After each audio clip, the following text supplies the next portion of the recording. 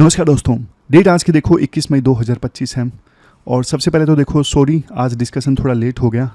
आज ज़्यादा लेट हो गया क्योंकि एक हॉस्पिटल में जाना पड़ा था, तो वहाँ से आने के बाद ही बनाया है, सुबह सुबह बना नहीं। तो 3 इश्यूज़ आज हम डिस्कस करेंगे। सबसे पहले इशू हम डिस्कस करेंगे क्लाइमेट फिजिकल रिस्क से संबंधित। CPR का कंसेप्ट है, डिटेल से समझेंगे क्या है ये CPR का कंसेप्ट। और राइटर इस आर्टिकल में फोकस करते हैं एडेप्टेशन पे। मिटिगेशन तो बहुत हो रहा है, सारी फंडिंग मिटिगेशन को जा रही है, लेकिन एडेप्टेशन को नहीं जा रही है। फिर इंडिया ने ना बांग्लादेश से आने वाले कपड़ों पे बैन लगा दिया कि बांग्लादेश के जो कपड़े हैं वो हमारे देश में नहीं आएंगे। फिर सुप्रीम कोर्ट का एक वर्डिक्ट आया है इंपॉर्टेंट, इन्वायरमेंट इम्पैक्ट असेसमेंट की से संबंधित नोटिफिकेशंस के बारे में। सुप्रीम कोर्ट का क्या वर्डिक्ट है, क्या मायने हैं, वो भी समझेंगे। चलिए डिस्कशन स्टार्ट करते हैं। इसके बाद नेक्स्ट आर्टिकल देखो, क्लाइमेट चेंज का जो रिस्क है इसे मैनेज करने से संबंधित है। अपना सिलेबस में GS पेपर 3 के इस टॉपिक से आर्टिकल को रिलेट कर सकते हो। देखो क्लाइमेट चेंज ना अब कल का प्रॉब्लम नहीं है, ये आज हो रहा है, अब रियलिटी बन चुका है। वर्ल्ड बैंक ने ये बोला हाल ही में कि भारत में 80% जो इंडियंस है ना, वो देखो क्लाइमेट रिस्क जोन में रहती है, जहाँ पे क्लाइमेट चेंज का खतरा ज़्यादा है। आप एग्जाम्पल देखो, नॉर्थ ईस्ट में बारिश स्टार्ट होती है तो रुकती नहीं है। सेंट्रल इंडिया में हीट वेव से इतना ज़्यादा आना स्टार्ट हो गई है जिसकी वजह से लोग तो परेशान होते ही हैं, बीमार होते ही हैं, क्रॉप्स भी फेल हो रही हैं। और ये सब चीज़ें ना आज के समय में अब रेयर इवेंट्स नहीं रह गई हैं कि हाँ कई सालों में एक बार हुआ, नहीं। ये देखो अब सिस्टमिक थ्रेट बन चुकी हैं। सिस्टमिक थ्रेट मतलब इनकी वजह से ना, क्लाइमेट चेंज से होने वाली प्रॉब्लम्स की वजह से इकोनॉमी को नुकसान पहुंच रहा है, हेल्थ को नुकसान पहुंच रहा है और सिक्योरिटी भी कॉम्प्रोमाइज हो रही है। तीनों चीज़ें हो रही हैं। इसी वजह से ये जो प्रॉब्लम्स है ना क्लाइमेट चेंज संबंधित, अब ये सिस्टमिक थ्रेट बन चुकी हैं। बट दिक्कत क्या है? दिक्कत देखो ये है, इंडिया में ना क्लाइमेट रिस्क को प्रेडिक्ट करने का कोई सॉलिड सिस्टम नहीं है।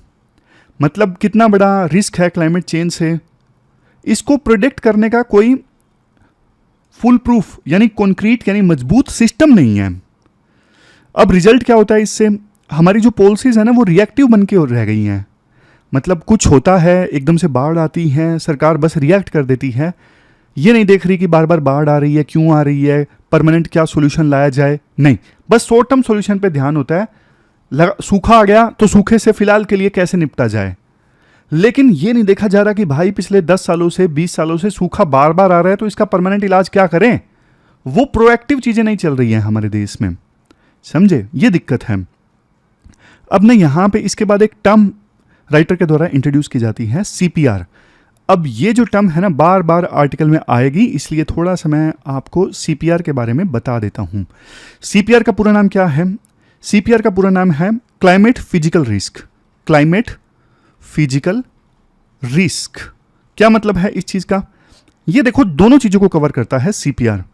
एक तो एक्यूट शॉक्स।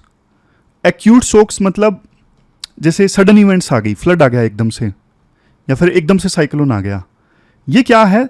ये स्पॉन्टेनियस शॉक्स हैं, एक्यूट शॉक्स हैं, एकदम से आ गए, पता नहीं था। एक है लगातार कोई प्रॉब्लम परेशान कर रही है, जैसे क्रोनिक डिजीज होते हैं ना, उसी प्रकार से क्रोनिक स्ट्रेस। क्रोनिक स्ट्रेस मतलब लॉन्ग टर्म ड्रोट, बार बार ड्रोट आ रहा है, हर साल आ रहा है, मानसून अब शिफ्ट कर गया है पिछले कुछ सालों से, ये क्रोनिक स्ट्रेस है, लगातार चला आ रहा है, सडनली नहीं आया, कई सालों से लगातार चला आ रहा है, तो ये है क्रोनिक स्ट्रेस। तो क्लाइमेट फिजिकल रिस्क दोनों को कवर करता है।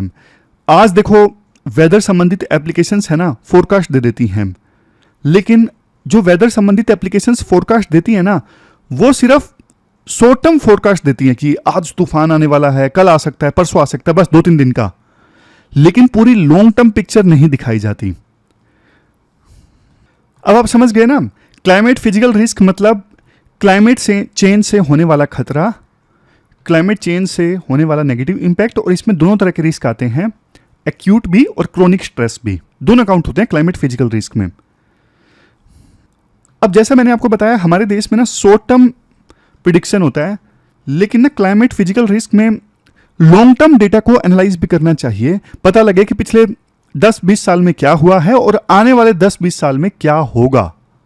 तो ये होना चाहिए, बट ये हो नहीं रहा है। ये कैसे होगा? ये होगा लॉन्ग टर्म प्लानिंग से। अभी देखो पूरा वर्ल्ड ना एक चीज़ पे फोकस कर रहा है, क्या? मिटिगेशन पे। देखो क्लाइमेट चेंज से ना हम दो तरह से लड़ सकते हैं। कैसे लड़ सकते हैं?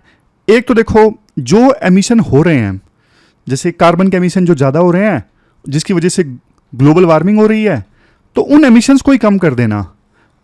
हम बार बार बात करते हैं ना, net zero carbon status achieve करना है, एमिशन कम करने हैं, ये होता है मिटिगेशन। लेकिन एक होता है एडेप्टेशन। एडेप्टेशन में क्या होता है कि भैया क्लाइमेट चेंज तो अभी हो ही रहा है, क्लाइमेट चेंज की वजह से मानसून शिफ्ट हो गया, क्लाइमेट चेंज की वजह से बाढ़ ज़्यादा आ रही है, तो ऐसी सिचुएशन से आप अडेप्ट कैसे करोगे? ये आता है एडेप्टेशन।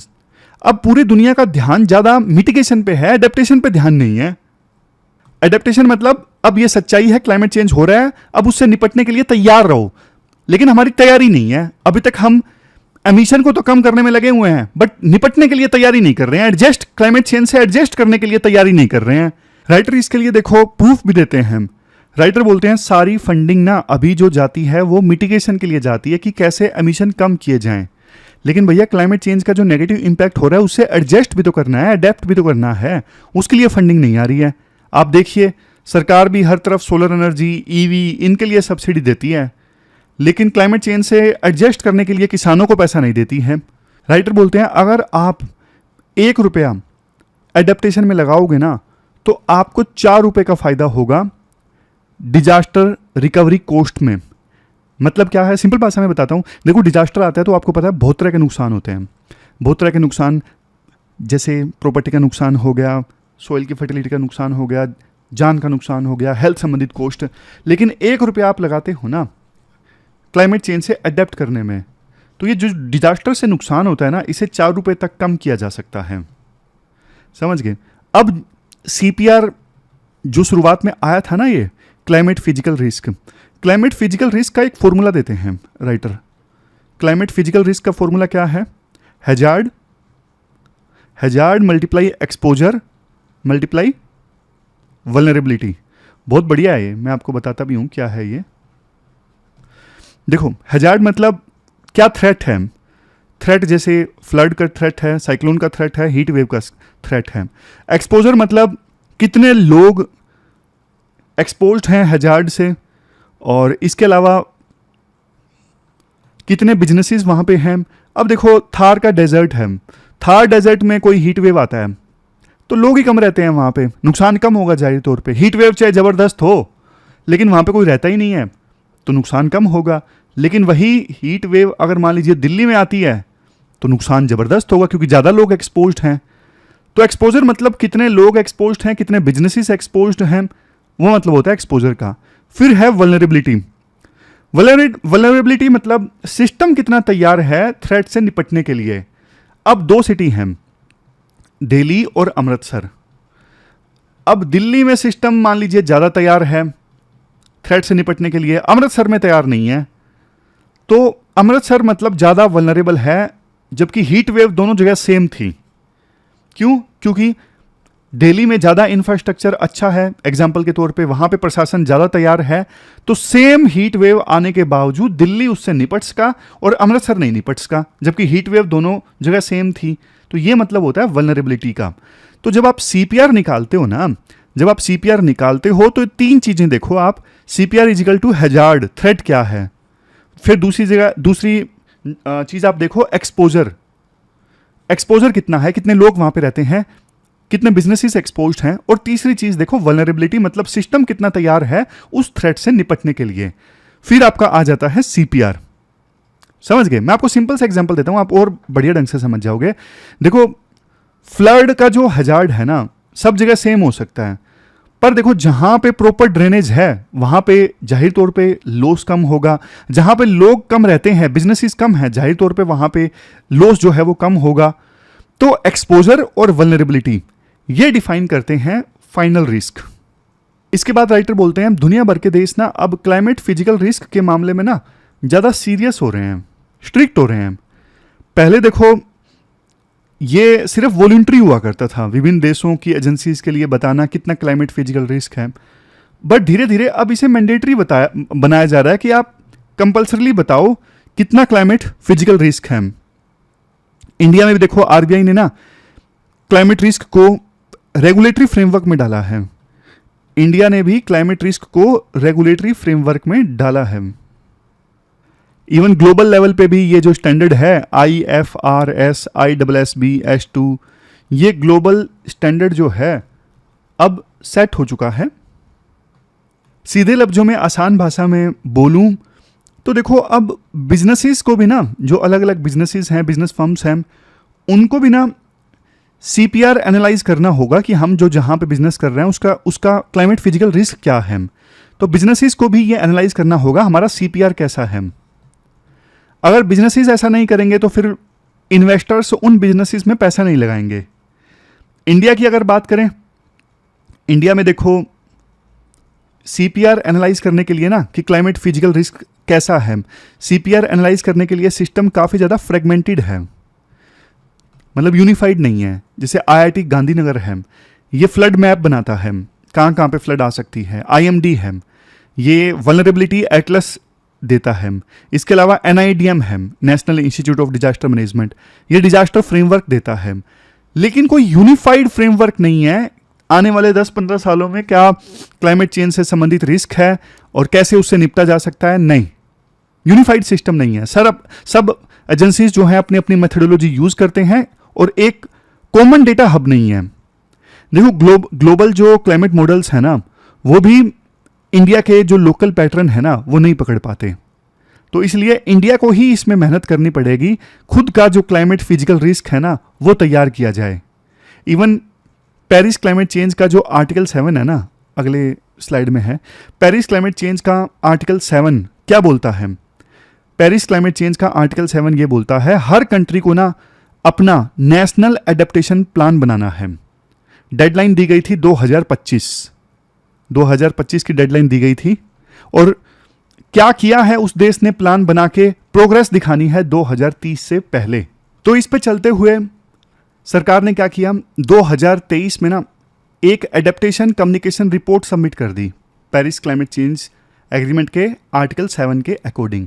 और अब इंडिया काम कर रहा है एक कॉम्प्रिहेंसिव नेशनल एडेप्टेशन प्लान के ऊपर। अब ये जो नेशनल एडेप्टेशन प्लान है ना 9 सेक्टर्स को कवर करेगा, जैसे एग्रीकल्चर हो गया, हेल्थ हो गया, इंफ्रास्ट्रक्चर हो गया, और हर एक का डिस्ट्रिक्ट लेवल पे डेटा तैयार होगा हर एक सेक्टर का।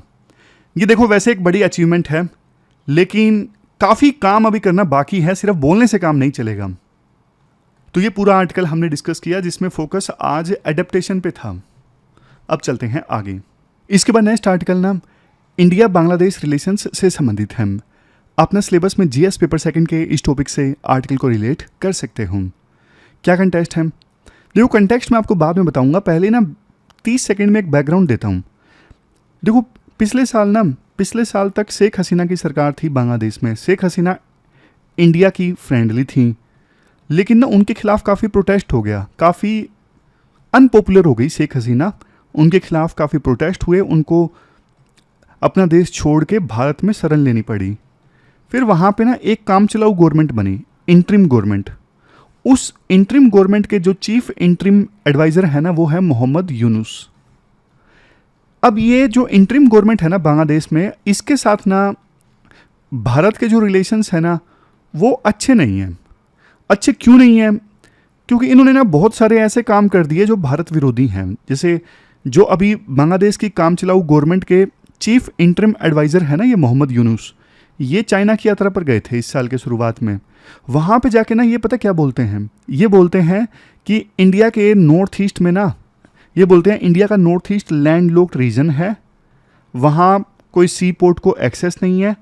तो आप ना चाइना को बोलते हैं ये मोहम्मद यूनुस, आप हमारे थ्रू यानी बांग्लादेश के थ्रू आप इंडिया की नॉर्थ ईस्ट की मार्केट को एक्सेस कर सकते हो। इंडिया से पूछे बिना ये स्टेटमेंट देना कि नॉर्थ ईस्ट लैंड लॉक्ड है, आप नॉर्थ ईस्ट की मार्केट को एक्सेस कर लो बांग्लादेश से होके, ये इंडिया को बहुत बुरा लगा कि यार तुम क्या कर रहे हो भाई। मतलब इंडिया ने देखो कोई स्टेटमेंट नहीं दी, लेकिन अब उसका बदला इंडिया ने जरूर लिया है स्ट्रेटेजिक सिग्नलिंग की सहायता से। बदला क्या लिया है, इंडिया ने ये बोला है बांग्लादेश का जो अपैरल सेक्टर है ना उसका माल अब इंडिया में नहीं आएगा। कपड़े जो बनते हैं ना बांग्लादेश में वो और कुछ दूसरा जो माल है ना वो अब इंडिया में नहीं आएगा।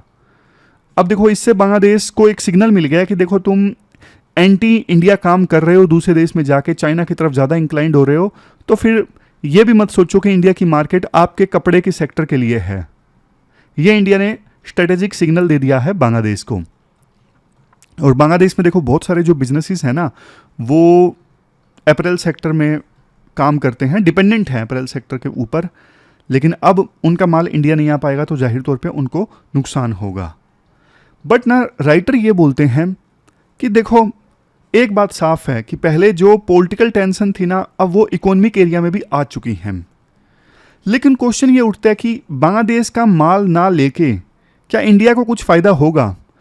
राइटर का अपना ओपिनियन है, वो बोलते हैं कि देखो इंडिया को क्या करना चाहिए था, इंडिया को ना बांग्लादेश में ना सबसे पहले तो बांग्लादेश की अभी जो सरकार है ना काम चलाऊ सरकार, इंटरिम गवर्नमेंट, उसके ऊपर प्रेशर डालना चाहिए था कि भाई आप जल्दी से जल्दी इलेक्शन करवाओ। सबसे पहले तो काम चलाऊ सरकार है आपकी और इलेक्शन आप जानबूझ के डिले करते जा रहे हो। और ये जो इंटरिम गवर्नमेंट है ना बांग्लादेश में ये भी काफ़ी अनपॉपुलर हो गई है। अनपॉपुलर इसलिए हो गई है क्योंकि ये काम तो कर नहीं पा रही है। बांग्लादेश की जो ब्यूरोक्रेसी है वो रेसिस्टेंट है इस सरकार की मानने के लिए, क्योंकि उनको लगता है कि ये काम चलाऊ सरकार है। वहाँ पे डर ये भी लगा रहता है कि बांग्लादेश की मिलिट्री सत्ता पे कब्जा ना कर ले, तो ज़्यादा होल्ड नहीं है बांग्लादेश की अभी इंटरिम गवर्नमेंट का। तो इंटरनेशनल कम्युनिटी भी ये चाहती है, इंडिया भी यही चाहता है कि सबसे पहले तो वहाँ पे ना एक चुनी हुई सरकार आनी चाहिए, स्टेबल गवर्नमेंट। तो इंडिया को सबसे पहले तो ये प्रेशराइज करना चाहिए इंटरनेशनल कम्युनिटी के साथ मिलके कि आप ना जल्दी से जल्दी इलेक्शन करवाओ वहाँ पे। दूसरी चीज़, इंडिया को ना बांग्लादेश की अलग अलग पॉलिटिकल पार्टीज़ के साथ में डील करना चाहिए, क्योंकि देखो सिर्फ पहले हमने ना शेख हसीना जिस पार्टी से संबंध रखती है ना अवामी लीग, उसी के साथ अपने संबंध मजबूत रखे। और बाकी पॉलिटिकल पार्टीज़, अब जैसे बांग्लादेश नेशनल पार्टी है वो वैसे ही पाकिस्तान इंक्लाइंड ज़्यादा है तो उसके साथ हमारे रिश्ते ठीक नहीं रहे। लेकिन इंडिया को ना अभी बांग्लादेश के लोगों में, थोड़े लोगों के दिलों में जगह जरूर बनानी चाहिए। उसका एक एग्जांपल दिया जाता है जैसे अफगानिस्तान है। अब अफगानिस्तान में बेशक तालिबान का रूल था पहले, लेकिन अफगान लोग इंडिया को पसंद करते थे, इस वजह से अब अफगानिस्तान भी इंडिया के साथ रिलेशन अच्छे मेंटेन करने का इच्छुक है, क्योंकि बांग्लादेश जो अफगानिस्तान के जो लोग हैं ना वो इंडिया को काफ़ी पसंद करते हैं।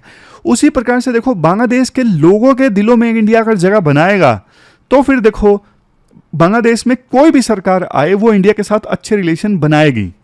लेकिन देखो दिक्कत ये है, अभी जैसे ये जो इंडिया ने बांग्लादेश से अपैरल सेक्टर के माल को लेने से मना किया है ना, बैन लगाया है, इससे तो बांग्लादेश के आम लोगों को नुकसान पहुंचेगा जो अपैरल सेक्टर में काम करते हैं, क्योंकि उनका माल अब इंडिया में नहीं आएगा। बहुत सारे ऐसे लोग अनएम्प्लॉयड हो जाएंगे।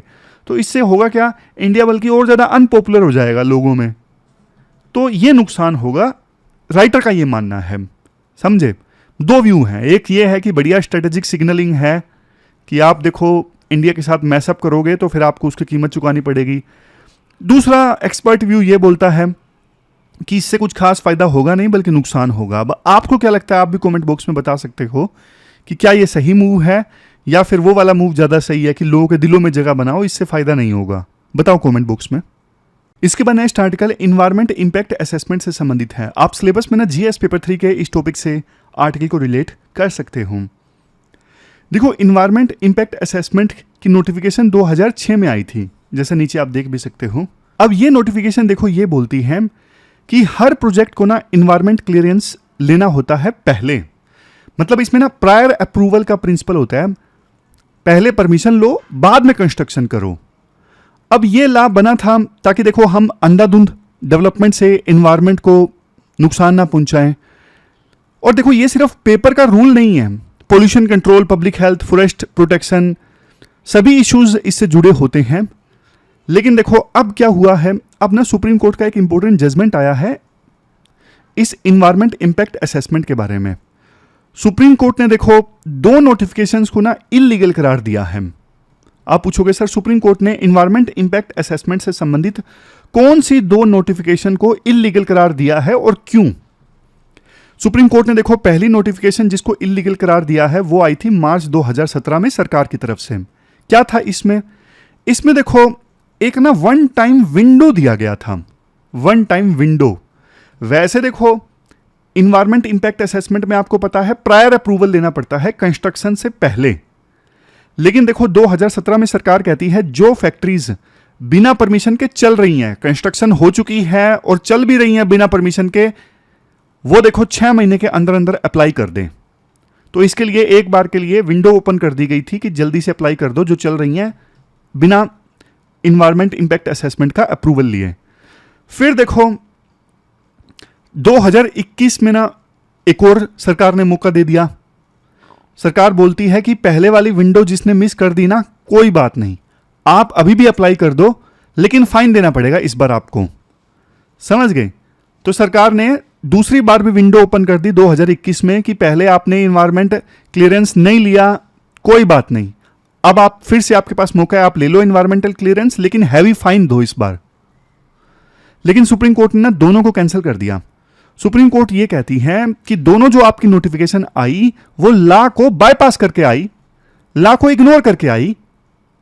मतलब देखो, इन्वायरमेंट प्रोटेक्शन एक्ट 2006 के तहत इन्वायरमेंट इंपैक्ट असेसमेंट का कंसेप्ट आया था, पार्लियामेंट ने ये एक्ट बनाया था। अब पार्लियामेंट के एक्ट को सरकार नोटिफिकेशन से कैसे बाईपास कर सकती है ना? अगर सरकार को वन टाइम विंडो ओपन करनी ही थी बिजनेसेस के लिए कि भैया कंस्ट्रक्शन कर ली तो कर ली, कोई बात नहीं, अब आप क्लियरेंस ले लो, तो ये लॉ को अमेंड करके करते ना। लेकिन लॉ को अमेंड नहीं किया गया 2006 वाले, जिसके तहत ये इन्वायरमेंट इंपैक्ट असेसमेंट वाला कंसेप्ट आया था।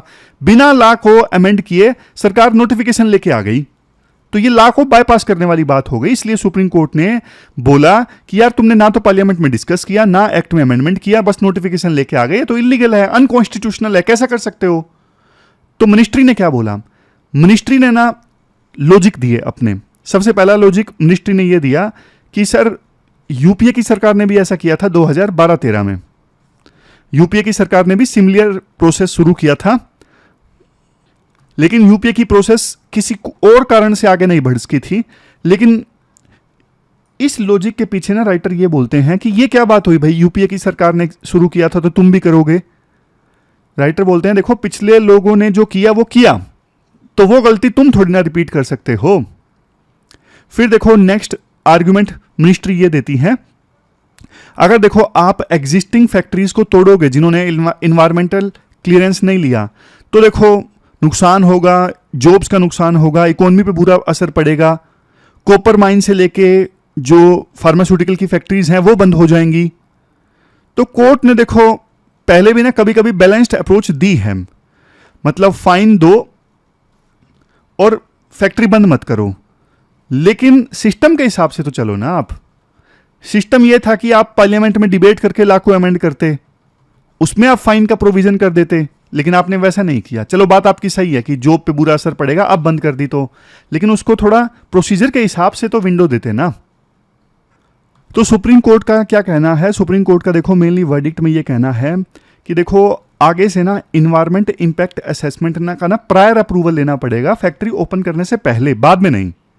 लेकिन जो कंपनीज 2017 और 2021 के रूल्स को फॉलो करके, मतलब सरकार ने जो विंडो दी थी ना, उन विंडो का ऑलरेडी फायदा उठा चुकी हैं, तो सुप्रीम कोर्ट ने बोला कि कोई बात नहीं यार, तुमने उठा लिया तो उठा लिया, कोई बात नहीं।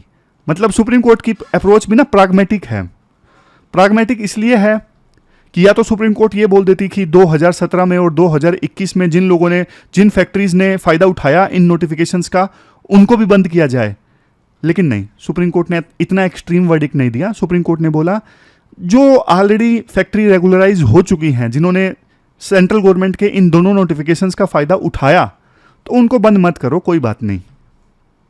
लेकिन जो अब ऐसा है कि फैक्ट्री चल रही है बिना अप्रूवल के, वो अब इन नोटिफिकेशंस का फायदा नहीं उठा पाएंगी, ये बोल दिया है सुप्रीम कोर्ट ने। अब यहां पे ना राइटर बोलते हैं बहुत बड़ी फेलियर ना किसकी है? बहुत बड़ी फेलियर तो यहां पे देखो सेंट्रल पोल्यूशन कंट्रोल बोर्ड की भी है। कैसे? भैया हजारों फैक्ट्रीज चल रही हैं, पोल्यूशन फैला रही हैं, आप उन इलीगल फैक्ट्रीज को रोक नहीं रहे हो, तो ये क्या है? ये करप्शन तो है, आपका मॉनिटरिंग सिस्टम ही खराब है, जिसकी वजह से हजारों यूनिट बिना परमिशन के चल रही हैं। अब बाद में तो मजबूरी होती है कि हाँ भाई इनको फाइन देके छोड़ दो, रेगुलराइज कर लो, लेकिन आप ये नौबत आने ही क्यों देते हो ना? समझ गए? तो इन्फोर्समेंट सिस्टम हमारा मजबूत होना चाहिए, ये राइटर बोलते हैं। तो ये पूरा आर्टिकल है। अब जो जो आर्टिकल्स आज हमने डिस्कस किए देख लेते हैं। बांग्लादेश वाला आर्टिकल हमने डिस्कस किया, जिसमें आपको कमेंट भी देना है कि क्या सही है, सरकार ने जो उनके अपैरल सेक्टर के माल को बैन किया, क्या ये अप्रोच सही है, या फिर जो अफ़गानिस्तान में हमने अप्रोच अपनाई कि वहाँ के लोगों के दिलों में जगह बनाना, वो वाली अप्रोच सही है। दोनों बताओ आप। बांग्लादेश वाला आर्टिकल हमने डिस्कस किया था, कपड़े बैन कर दिए, और क्यों? क्योंकि इसलिए बैन किए बांग्लादेश से क्योंकि वहाँ के जो एडवाइज़र हैं, chief interim adviser Mohammad Yunus, China जाके बोलते हैं कि इंडिया में नॉर्थ ईस्ट में माल भेज दो, लैंड लॉक्ड रीजन है, और एक तरफ से ना इंसल्ट करने वाली बात है। डिप्लोमेटिक सर्कल्स में इसे मानेंगे कि ये इंसल्ट करने वाली बात है। फिर हमने ये CPR वाला कंसेप्ट डिस्कस किया था। CPR का फॉर्मूला क्या था? बताओ बताओ, जल्दी याद करो। Vulnerability into hazard into exposure, ये फॉर्मूला था। वल्नरेबिलिटी ये वल्नरेबिलिटी बोलते बोलते मेरा हमेशा सिस्टम फेल हो जाता है। वल्नरेबिलिटी मतलब कि कितना तैयार है सिस्टम, हैजार्ड मतलब रिस्क क्या है, एक्सपोजर मतलब कितने लोग वहाँ पे रहते हैं, कितना बिजनेसेस एक्सपोज्ड हैं। तो इंडिया भी नेशनल एक्शन प्लान बना तो रहा है एडेप्टेशन पे, है ना? याद है ना वो पॉइंट हमने डिस्कस किया था कि अभी ना मिटिगेशन पे ज़्यादा फोकस है, एडेप्टेशन पे फोकस नहीं है। एडेप्टेशन पे हमको ज़्यादा सजग रहने की आवश्यकता है। $1 एडेप्टेशन पे इन्वेस्ट करेंगे तो $4 का डिजास्टर कॉस्ट से हमारा बचाव होगा। तो ये सारी चीज़ें हैं। फिर हमने आर्टिकल डिस्कस किया ये इन्वायरमेंट मिनिस्ट्री वाला। सेंट्रल गवर्नमेंट ना 2017 में और 2021 में नोटिफिकेशन लेके आ गई कि जो फैक्ट्रीज ऑलरेडी बिना इन्वायरमेंटल क्लियरेंस के चल रही हैं तो उनको 1 टाइम विंडो दिया जाता है, वो अपनी क्लियरेंस करवा लें। लेकिन सुप्रीम कोर्ट ने इसे इलीगल करार दे दिया। सुप्रीम कोर्ट ने बोला कि भैया आपने ला तो अमेंड किया नहीं, बिना 2006 के इन्वायरमेंटल प्रोटेक्शन एक्ट को अमेंड किया, आप ये डिसीजन कैसे ले सकते हो?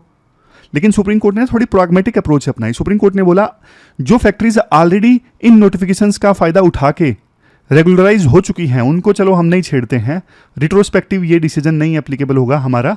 लेकिन नई फैक्ट्रीज जिन्होंने अभी तक अप्रूवल नहीं लिया है उनको इन नोटिफिकेशंस का फ़ायदा अब नहीं मिलेगा। इन दोनों नोटिफिकेशंस को रद्द कर दिया है सुप्रीम कोर्ट ने।